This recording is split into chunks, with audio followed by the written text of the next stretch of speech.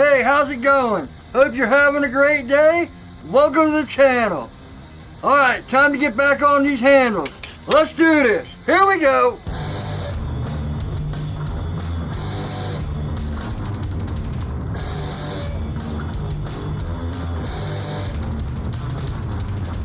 Welcome back. Hope you're having a great day. Here's the fiber board for my heat treat oven. So I hope it works. It's 12 by 12. I only need like 9 by 9. What I think I'm going to do is cut out the 9 by 9 and make sure it fits perfectly in the opening. And then put double-sided tape on one side and put double-sided tape on the door.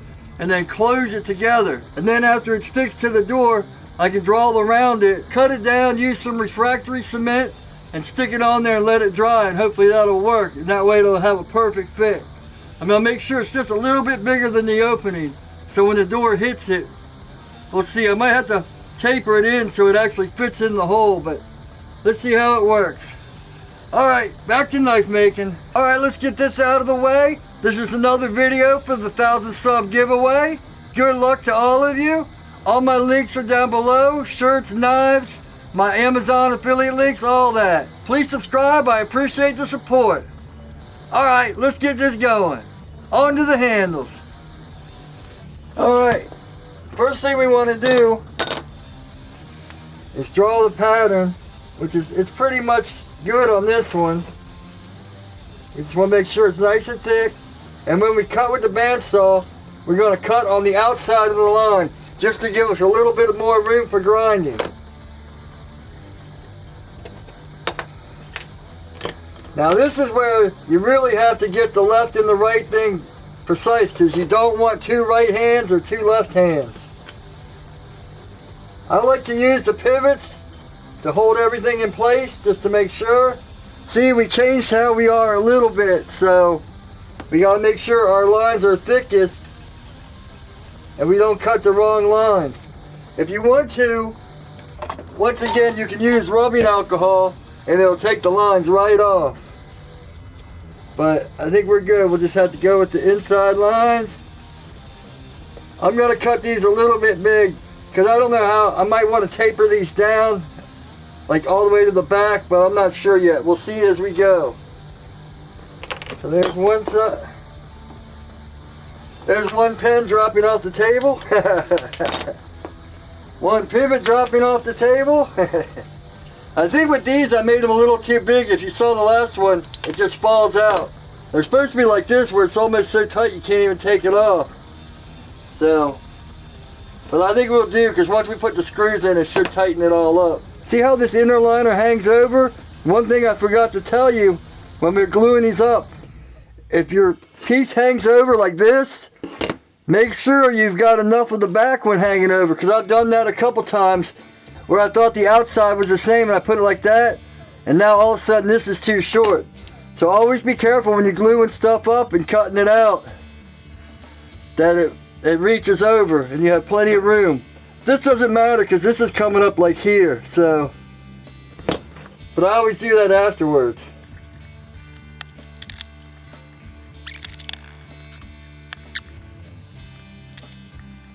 Alright, there's one. And if you have to get these out because the pivots are too tight, I've said this before, find the screw, an 8/32 screw or whatever your pivot size is, screw it in. Use your 1, 2, 3 blocks as a hole and pop it through. Or you can take a 1/4 inch bolt and pop it through.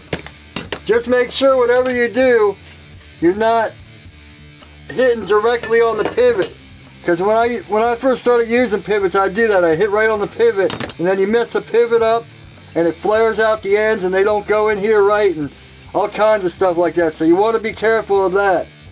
Oh, this is wet with oil. That's why I was wondering. Look, I went through like 4 different markers, but it's because this was wet with oil.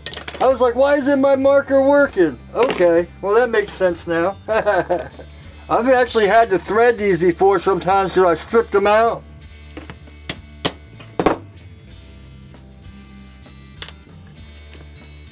A lot of times you only have to take one off, slide it, and bam.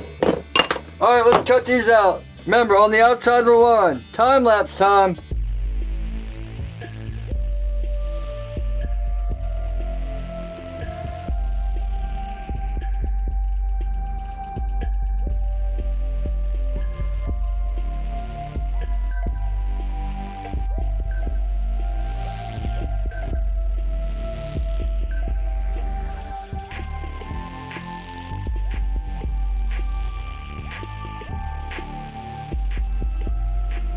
You probably saw me cut this piece off, and you could see all that glue was holding it. I kept getting it caught like that. So, but that's why we got plenty of room to work. See, we're not even going to come up to the there, so we got plenty of room. All right, now see, now on this one the pivots will hold it. So we'll just go to the horizontal grinder and shape it up, and then go from there. And then I'll end up cutting these off. See, we got plenty of room here. So we'll just come down how we want to shape it. But first I want to shape this, and then we'll cut that. This one's going to be a little bit more of a challenge because I flared this back one out too much and it's almost loose, so I'll have to make sure I hold tight. But yeah, we're just going to get on the horizontal. And if you don't have a horizontal grinder, you can always use like the top wheel, you know, your 2-inch wheel of your grinder, or a Dremel. You know, Dremel works perfect in here too, or whatever you have. I used to use these little sanding drums. I'll show you. It's like these. You know, you can buy them in a pack. I think they're like 30 bucks. And you just put these in your drill press. And they'll work just as fine for getting in there. But, you know, these wear out a lot faster, take time. I was actually going to make these into some soft wheels for my horizontal grinder. One of my many projects I never got to. But yeah, these work perfect. You just put them in a drill press and... Alright, let's get to the horizontal grinder. Let's get started on this one first. Get the big side going. And then we can put the small wheel attachments and finish all the little stuff. Here we go.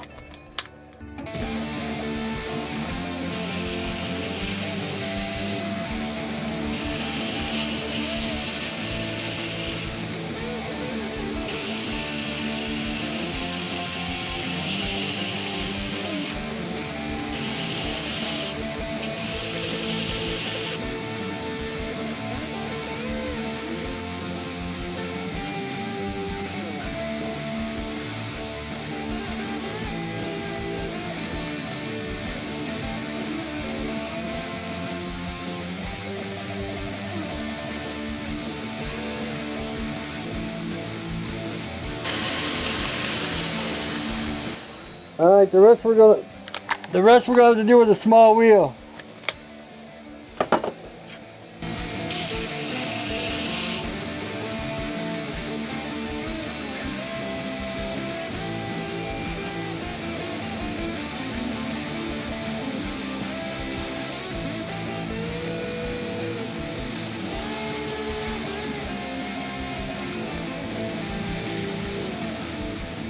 Alright, I'm going to show you another way because these are slipping off and I'm going to mess it up. I almost went too slow here.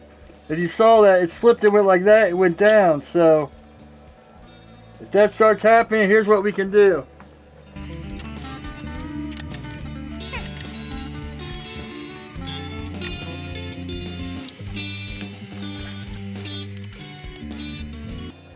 So I dropped the table down a little bit. I got my 1, 2, 3 blocks. I got clamps here to hold it, and the pins are just kind of a guide so it don't slide off. Here we go.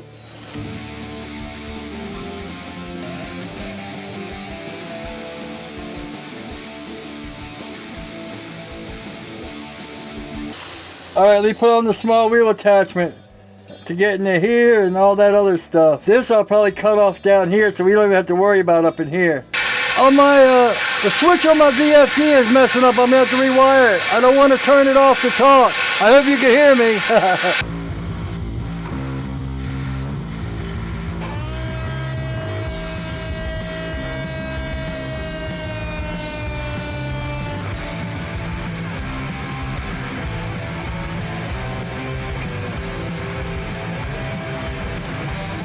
We're going to move these from here to here. Well, let me do this part first right here.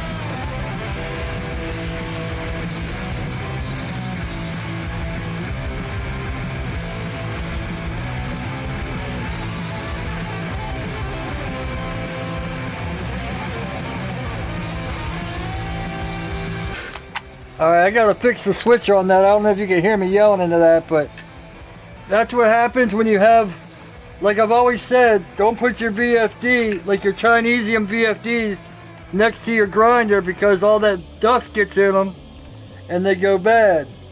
So all this dust must have got in here. See, it starts, every once in a while it'll start. So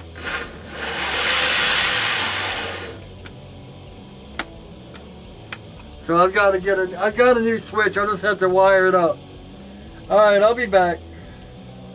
Alright, well I got it working. I found, well actually this switch, I just turned this box around and rewired everything. I'm gonna have to get another switch like this. But you can see it's running and working. So, but it's like 1 a.m. and everything's going wrong tonight, so. All that bad stuff getting in to grinders is why I moved my VFD over here. I've blown 3 or 4 of them because, man, look at all that dust and it just gets all in there. Alright, I'll see you tomorrow. Okay, well, it's the next day. The grinder's fixed. You can see I just marked from the point where I want to start it to the point down here, and then you put the middle. Now, same thing here. Here's where I want to start it, and here's where I want to finish. Now I kind of break the middle. And just like that, they're together. Now see, I'll just take it to the bandsaw, cut it off right here, and now to do it for both of them. The Karambit, I left it big because I don't know how I want to shape it. I'm going to cut it here, but then we still have this part down in here, and then we'll figure that out. I'll probably round it down here, something like that. Another thing, you're saying, okay, I don't have a horizontal grinder. This isn't a sponsored ad, but I would suggest getting a DD work rest, and here's why. If you have a regular grinder, you can still put it sideways and do all your work like this and still have it even. So it works just the same way. You can even put this on the top of your tool rest, which will bring it up more, and then you'll have it up here. So these DD work rests, you know, you can find them on eBay and all that. Don's a really awesome guy to work with. So these work just about any way. All interchangeable and wham. Straight, however you want it. They work on both horizontal and straight. Alright. Back to the bench. And just like that, boom. Our handles are ready to be shaped. Wham. I had to actually put screws in this one to hold it because it was loose, but you know, once the screws are in it, it's all tightened up and good to go. I'm going to do an Anzo pattern in the next video on this to show you how I do my Anzo patterns, and then we'll probably break out the disc grinder for this one. Should be a real fun build. And we're almost done, so this is the end of part 1.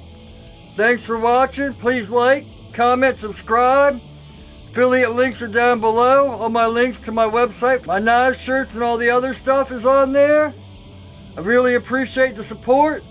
Hope you're having a great day. And as always, take it easy. Having a great day. So here comes in the door.